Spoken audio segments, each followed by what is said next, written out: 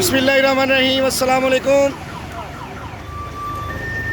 Petrol महंगा हो चुका है और रात के 12 बजे से पहले ही 181 रुपये नोटिफिकेशन आ चुका है। इस वक्त हम पेट्रोल पंप पर मौजूद हैं और यहाँ पर कसीर तादाद में रश भी मौजूद था और हम दूसरे पेट्रोल पंप पर गए, वहाँ पर चेक किया है, बहुत ज़्यादा रश है। ये देखिए, यहाँ से आपको फिगर नज़र आ रहा होगा, इतलाक हो चुका है। कैसी हुकूमत, कैसा पाकिस्तान, कैसी अवाम, कौन किसका हमदर्द है? कोई है बोलने के लिए? कोई बंदा किसी की बात सुनने के लिए तैयार नहीं है। और रात 12 बजे से पहले नोटिफिकेशन जारी हुआ है और 12 बजे से पहले इतलाक कर दिया गया है।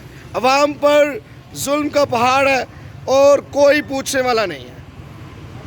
अल्लाह की पनाह। Good bye.